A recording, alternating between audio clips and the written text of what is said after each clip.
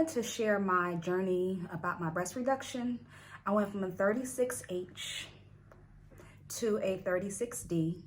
And it's been a journey, and I've been asked a lot of questions about it, and I wanted to just answer them all at once. There's been a lot of people that want to get this done as well, want to know if it's something that I would recommend, who I'd recommend, all types of different things. So I'm going to cover every single thing, starting from the beginning. So like a lot of you tuning in, I have had large breasts for a very long time. I remember my first bra, I was in second grade. I was 7 years old. They started protruding at a very young age. And as I got older, they got bigger. And as they got bigger, so did the attention from a lot of people. By the time I was in sixth grade, I wore a double D. So I was basically a child trapped in a grown woman's body. And if anybody's been through that, you already know it comes with a lot of unwanted attention. A lot of creeps come out the woodworks. It's just not a good feeling. So when I was that young, of course, I wouldn't say ashamed, but I was confused. I didn't like the attention, so I would wear big baggy clothes. I would try to conceal them. I just did not want that attention at all. And as I got older, you know, the attention began to switch from being ashamed to being numb to the attention that they received. So at one point, I actually enjoyed having large breasts. It comes with a lot of perks. I was known as Melanie with the, and if you've had large breasts, you also know what I'm talking about. So it was just a part of my identity. It was something that I was used to. It was a conversation piece. It was just a lot. So I almost became a caricature of who I am. I was not just Melanie, I was Melanie with the big titties. And you don't want to be known as that for your entire life, even though that was a part of who I was. So I do remember, I would say about maybe 10 years ago, I had lost a lot of weight. And even when I lost weight, they were still pretty big. But as I lost weight, they did get smaller, but they never were small enough so that I would not be the center of attention. They were not something that was constantly talked about. So I just wanted to change. Also, I started to become physically impaired by them. I couldn't sleep well. Trying to sleep on my stomach was becoming a task. Trying to wear simple, cute outfits, you can forget about it. I was very limited in my clothing choices. I used to have a lot of lower back pain. And like I said, even with weight loss, I still was having issues. So I said, I think I can do better than this. I began a committed relationship about 8 years ago. So before that, of course, when I was single and mingling, you know, I didn't care about the attention. It was actually something that I embraced. I embraced my femininity. I embraced my shape. I loved it. But like I said, once you get into a relationship and you're serious, we're now married, actually. We're now married. So the attention that I was getting before when I was single, I was kind of over it. So there were many reasons why I decided to do it. So I also decided to start researching breast reductions. And I have to be honest, going online, I didn't see a lot of girls that looked like me discussing it. And I'm going to go back, but I wanted to say it's just crazy to me how after I revealed my reduction to the internet, so many women that follow me or that I follow were so open in my, DMs about their surgery as well. And I'm just like, why is it such a hush-hush thing if so many women have had it? So that's another reason why I'm sharing my journey, because I want people to know this is not something that you have to hide. This is a very common thing. What you once enjoyed on your body, you don't have to stick with it forever if you don't want to, especially if it's impairing you. So I'm going to go back. I just wanted to say that really quick. So I want to be the voice for those who want to get this reduction but don't know where to start. All right, so we're going to get into the entire process. So as I began to look for the doctor to do my surgery that I wanted, like I said, I started to do some research online, didn't find a lot of what I was looking for, but I did start to see, different techniques, different ways to go about this. So I said, let me try to see who can cover this with my insurance. So I went to a few doctors, and I'm a vibe person, so I wasn't really feeling the vibe of a few of those doctors, so it was a no for me. I finally met a physician that I vibed with. He was very straightforward, very no nonsense, just like myself. He was also very widely recommended by people online. He had great reviews, and he's been doing this for a very long time, almost 20 years. So I was like, okay, cool, I'm gonna go with him. So, we went and did the consultation. I got pictures taken. It was pretty straightforward. They ask you about 10 questions. They ask you, do you have pain? Do you take any medication to relieve the pain? They ask you a lot of different questions. So I answered pretty much no to all of them except for one. And because of the one question that I did not answer no to, the first time we tried to get the insurance approved, it was denied. I was upset, of course. I called them like, what's up? Y'all gotta get this approved. I need this surgery, blah, blah, blah. So they went back to the table, and they got it approved. Once it was approved, they got me scheduled for my surgery. This happened around July, and my surgery was scheduled for November. This gives me a few months to, mentally prepare, because this is a major surgery. It may not seem as if, because plastic surgery is so like widely performed, like BBLs and things like that, but this is pretty serious. Anytime you're going under anesthesia, you can consider something serious. So we went ahead, planned everything. I mentally prepared myself, physically prepared myself. My surgery was scheduled for November 2021. Okay, so a few days prior to it, I'm excited. I'm like, yeah, I can't wait to wear these things. I can't wait to, finally be at a comfortable size with my breasts. I can't wait for this. I can't wait to sleep on my stomach without any issues. I can't wait for all these different things. You're anticipating a life you've never known before. So I was excited, very excited. But the closer we got, the more nervous I became. And the reason why is because, as you can hear me talk, this has been a major part of my identity since I was a child, prepubescent child. So this is a major change to who I am, my appearance, my everything. So it was something that, just a little bit of, not regret because it hadn't happened yet, but somewhat, I had a few reservations about getting it done. And I said, Melanie, you went too far with this. Just go ahead and do what you want to do. You decided to do this for a reason. Don't get all scared now, and do what you got to do, and you'll be okay. You've had these titties for 38 years. You will be perfectly fine without them for the rest of your life. And I wasn't getting a complete, gone. They're still there. But, when you have them here, it's a big major change. So we went ahead. I had to go to pre-admission testing 2 days before my surgery. They had to test me because, of course, it's 2021 at this point. They had to test me for COVID, they had to test me for pregnancy, and also test my blood work to make sure that everything was okay for anesthesia to be administered during my surgery. So everything checked out. The day of surgery, well, actually, let me just go back and let you know, if you've never had outpatient surgery before, because this is not an inpatient surgery, it was a same-day procedure. With same-day procedures, you're in and out. You get the surgery, you not wait around, but you're there for a while until you recover from the anesthesia. They discharge you that same day. So I was able to get discharged that same day. This was, like I said, an outpatient procedure. So that morning when I arrived, nothing to eat or drink after midnight, which is fine with me, because if you follow me on Instagram, which is Mell B Fit, MELLBFIT, I do run a keto challenge. I am keto, so a lot of times I'm intermittent fasting, so that did not affect me at all, not being able to eat. So I went ahead and, did what I had to do. Went in. My husband accompanied me, because you have to have somebody with you to make sure that you're able to get home safely, because of course you cannot drive yourself home after having surgery and being under anesthesia. So he came with me. He sat with me. That morning, I want to just go over how I felt. My nerves were shot. I was super nervous. I have never in my entire life, outside of having wisdom teeth removed, I've never had a surgery before. So I was extremely nervous. I was just, because I also work at a hospital, so I know that anesthesia can be devastating for some people. So I'm not going to lie, I was very nervous. But I said, Melanie, put your big girl panties on. You are here. Let's get this done. Let's change your life. Doctor comes in.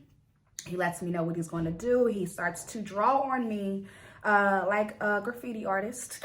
He draws the different incision places, shows me where they're going to cut, how they're keeping my nipples. just different things. And at this point, it was another person coming in and do this and do that. The anesthesiologist comes in, they do that, they administer the anesthesia.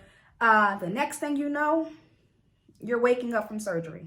That's how fast this happens when you're under the anesthesia. So they wake you wake up from surgery. So I wake up and I'm feeling like, I can't even really describe it. I was just completely out of it. I remember just being like, what the hell? What did I just do? Did I just have surgery? Because like I said, all you remember is closing your eyes and then you don't remember anything else. So I remember waking up and I had to pee so bad, but I couldn't move because I had all bandages and the tubes and everything else attached to me. So I want to just share something, and this is a little embarrassing, but I wanted to be as transparent and open as possible. So I had to call for a bedpan from the nurse on the floor. I had to use the bathroom in a bedpan, which I was very uncomfortable with. This just, like I said, I'm not somebody that's had a lot of surgery before, so I was very uncomfortable with that, but it had to happen. I was also, my throat was very sore, and that's from the tubes that were down my throat from the anesthesia. So I remember my throat being on fire, and I also remember just feeling light. I knew that they were gone. Like I said, they had bound me with all types of like bandages and gauze and all types of different things. So I was completely bound. I was out of it. They wheeled me down to the floor where you wait after your surgery. My husband came. He was by my side while we were waiting for the anesthesia to wear off. They do have to offer you something to eat or drink. Now like I said, I am keto. So they offered me some crackers and ginger ale. And I don't care what I'm under. I don't eat that shit. So I had to, my husband went and got me some nuts instead from the gift shop. And I had a diet ginger ale. Not the best, but I had to do what I had to do. So we had that. And maybe about an hour after that, we wound up leaving the hospital. They wheeled me to the car. And it was very difficult to get in and out because I was just so nervous about all of the bandages and, different things like that. They sent me home with instructions, extra gauze. So I'm like, okay, I'm fine. I'll be okay. I came home and I also had anesthesia as well. So before I left, they made me take a pain medication, which is a narcotic. It was Oxycontin. I don't know about you as well, but I am not a medicine taker. I do not take strong drugs. I do not do narcotics. So me having to take, of course, I wasn't really hungry, but I knew I had to eat something. So we had something light. I remember I didn't really have a big appetite. So I do remember just eating a little something just to take my medication, went back to sleep. So if you're anything like me, I am always on the go. I always have something I need to do. I always have something I need to finish. So me being bedridden was very hard. Because of the extent of the surgery, I was not able to lift anything heavier than a carton of milk. I was not able to do a lot of movement activity. I couldn't raise my arms above my head. So there was a lot of restrictions. I also wasn't able to bathe myself. And I wasn't able to take a full shower or bath either that same night or next day. So it was a lot, and I'm just so appreciative that my husband was there by my side. And I do want to strongly suggest, if you have this procedure, have somebody that you can contact, somebody that will be there for you for at least the first week. Even if they don't stay with you the entire day, you need somebody there with you. If you are not in a relationship, ask if one of your parents can do it. If your parents aren't here, see if one of your friends is able to help you, but you need somebody there to assist you. You're not going to be able to do this by yourself at all. So I remember the next day, I remember the pain setting in, and I remember bleeding through the gauze that was on me. I was bound like a mummy. And I remember when I looked in the mirror, you have to remember, I was a 36H, at one point. So looking in the mirror and seeing me stripped from that, and when you're bound and wrapped, you don't see anything but a completely flat chest. So a panic set in. And I'm like, did I do the wrong thing? Did he take too much titty from me? What's going on? I can't walk through life like this. I hadn't even seen my breast yet at this point, but all I saw was a flat chest, and I felt like a little boy. So I was just like, okay, girl, you have to calm down. You have to relax. The medicine was making me more loopy. And I do remember the second day as well. The appetite that I lost the day before, the next day, my appetite was crazy. And I remember just wanting to eat and eat and eat. And I don't know if it was the medication, but I was eating. So just prepare yourself for that as well. Also, if you have a strong village, you're going to have to support on them. I mean, you know, rely on them. I do remember, well, it's not that long ago. My friends, I have a pretty large group of friends, and they all took turns making me meals. They made me and my husband meals, and they dropped them off to us. So we were able to get through that entire week with foods that they prepared for us.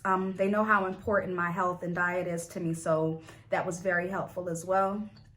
So it was hard, even though he's my husband, it's still hard asking for help for basic things, asking somebody to wash you, asking somebody to help you go to the stairs so you can go to the bathroom, asking somebody to give you water. It's a lot of different things that are very difficult because I'm a very independent person. So having to fully rely on somebody was very, very, very, I just didn't like it. But we have to do what we have to do. So I got through that. I want to say the third day, I do remember the being very lethargic. I also remember just feeling like my chest was on fire. My throat was still very hoarse and very sore from the anesthesia tube. So I just was not a happy camper at all. I was upset. I wanted to get back to my normal life. I kept dreading what I did. I couldn't believe that I put myself through this. And I kept saying, I will never, ever, ever get surgery again. I don't know how people do this repeatedly and voluntarily. I'm never doing this again. So there was a lot of regret on day 3. I was also just very anxious to see how my chest was going to look because I was not able to take my bandages off until about, what was that, like, I want to say like day 4, no, I think it was like day 5. So for clarification, because I was a little concerned about all of that gauze and blood just, you know, sitting on my chest, I called the physician and I just said to him, I'm like, I talked to the nurse, of course. And I said, am I able to take all of this off? Because it's just creeping me out knowing all this blood is just sitting on my chest. So she said, take the gauze off. She said, I can take a full shower at this point because I have been taking what I call whole baths, which is when you just hit the hot spots. And I wanted to take a full shower. I was over it. So my husband helps me unwrap like a mummy, and he's unwrapping me and unwrapping me and unwrapping me. And I'm not gonna lie. I am not gonna lie. My first time seeing myself, I wanted to cry. They were deflated. They were tight to my chest. I felt like all I had was nipples left. I can say though, I looked a lot smaller immediately. So I looked proportioned from my body finally, because I've always had huge breasts and I'm not really a big person, but my breasts have always made me look bigger than I am. So my true shape was starting to finally be revealed. But I cannot lie and tell you, I took that gauze off and was happy with what I saw, because I absolutely was not. I was disgusted. There was too many stitches and blood and scabs. It was just a mess. And I remember being pissed off and kept saying to myself that I do the right thing. I was also thinking, is my husband still going to be attracted to me? And I know a lot of people will not ever admit that, but I didn't have a problem admitting that, because that was something that he loved about me. Of course, he loves a lot more than that, but that was one of the things he loved about me. So of course, it was something that went through my head, like, did I do the right thing? What am I going to do? But it gets better. I also had to wear a compression bra immediately after taking the gauze off. So I did, prior to surgery, because I did do my research, I did buy a few sports bras and like these zip up compression bras, which were like a much smaller size than I was used to wearing. But I did have to wear those because you have to keep everything compressed while they're healing, so that they can form and, you know, take shape. So I had the compression bra on. I still had gauze around my nipples because they were still very scabby and you know, and oozing. I don't want to be graphic, but I have to be. So I said to myself, keep this on, you know, relax. And it was very hard. Like I keep saying, it was very hard for me to relax, but I, you know, become more comfortable with it. And I do remember by day 5, I remember being very nauseous at that point with the medications. It just was not agreeing with me. So I called the doctor and I said, look, can I just take like ibuprofen or something? Because I would much rather be in a little bit of pain with no nausea than being with a lot of nausea and no pain. I'm sorry, it was too much. I can't do nausea. So he said, fine, go ahead and take those instead. I started to feel better, and I just had to stay on top of that medication as well. So another thing that really just destroyed my life that week, when you're starting to heal and those scabs and those nerves are coming back, because what also happens is when they cut your breast, they're cutting a lot of nerve tissue as well. So your nerves are going to have to start being activated again. So as you're healing, those nerves are going to start twitching. But those scabs, oh my God, you talk about itching and you can't scratch them. It felt like 1,000 fire ants were just crawling on my chest. So I could not scratch anything. I literally had to sit there and let that feel like that. So I, once again, called the doctor. I don't care. I called that man like 1,000 times. You better speak up for yourself. So I called the doctor and I said, what can I do about all this itching? He told me to take a Benadryl. So I started taking some antihistamines and I started to feel better with the itching. It did go away a lot. Not completely, but a lot, because there's nothing more uncomfortable than that itching.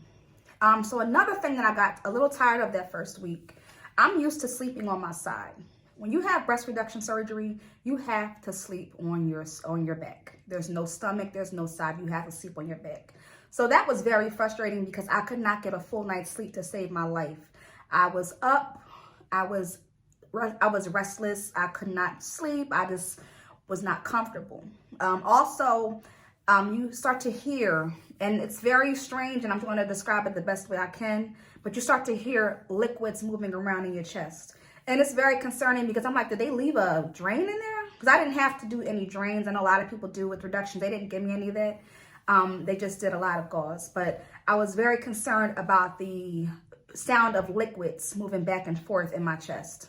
So I did realize that's very common for breast reduction. So I didn't call the doctor that time because I did look it up, but I was very concerned. And it's very scary because you don't know what's going on or if there's something wrong.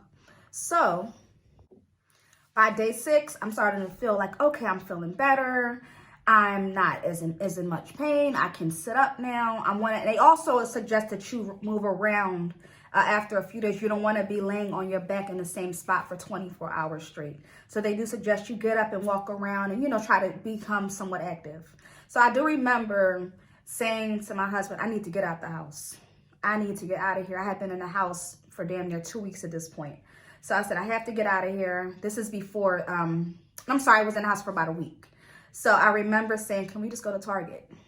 We go to Target and we were only in there for maybe about 10 minutes. And I started getting so lightheaded. I started feeling like, okay, sis, you done did a little bit too much. You need to go sit your ass down. So we said, we did what we did, came back. Did I pay for that Target trip or what? I was out of it. You would have thought that I went to go fist fight somebody. My body was tore up. I had to go back home, lay down, and I had to tell myself, girl, you just had surgery. You need to relax. You have to be bored for a little bit more. So I learned my lesson with that. So word of advice, chill.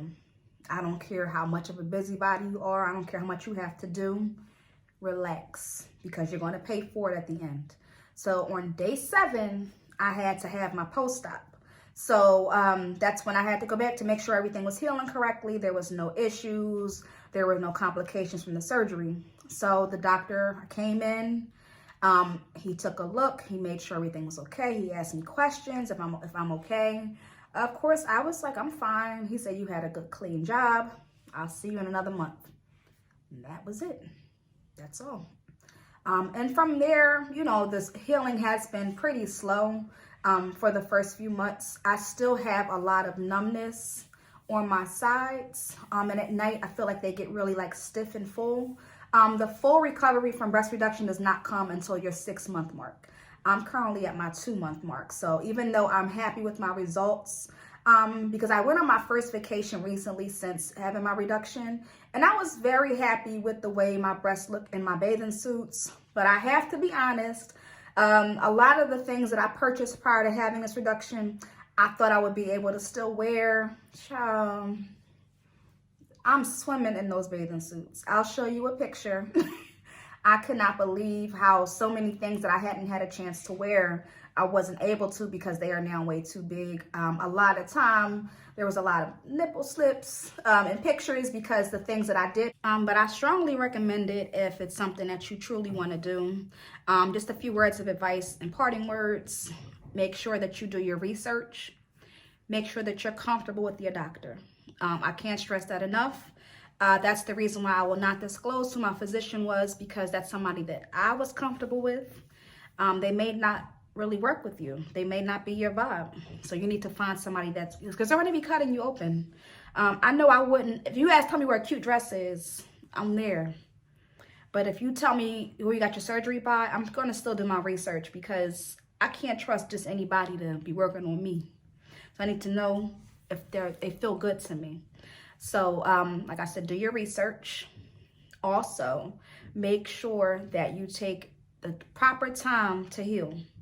Don't try to rush out here being fast in these streets. You're going to set yourself back even further. Relax. Get what you got to get done before you have the surgery, and plan everything around that, and take at least a week to 2 weeks to fully recover. Also, make sure that you properly prepare yourself with the proper garments that you need to wear after your surgery. I will link a few sports bras in this video. These are compression, and they will help you a lot with your healing recovery. So also make sure that you have somebody there to help you. You're going to be very needy for that week, first week especially. Do what you got to do. You got to make up with somebody. You're going to need somebody, even if you can hire a nurse, but you will need somebody to help you. Relax. I know that we are all strong, independent women that don't need nobody, but you're going to need somebody that week. So just make sure you prepare yourself with that. Also make sure that you are drinking plenty of water. If the medications that they put you on are not agreeing with you, do not be afraid to speak up. If you have any concerns, call your doctor's office. Be very vocal about what you're going through, because you don't want anything to happen to you. Also, just be comfortable in who you are, because these breasts, with or without them, I'm still me at the end of the day. So they do not define me, and it took me not having them anymore to understand that I'm so much more than just my appearance. That's all I got for you. If you have any questions, I'm always available. You can email me. You can leave a comment. Anything you want. If you want to share this video, I'd really appreciate it. If you want to just help other women out here that are want to do this, and also planning to make this decision. If you have any questions, like I said, please leave them. And I hope I helped you all today. See ya.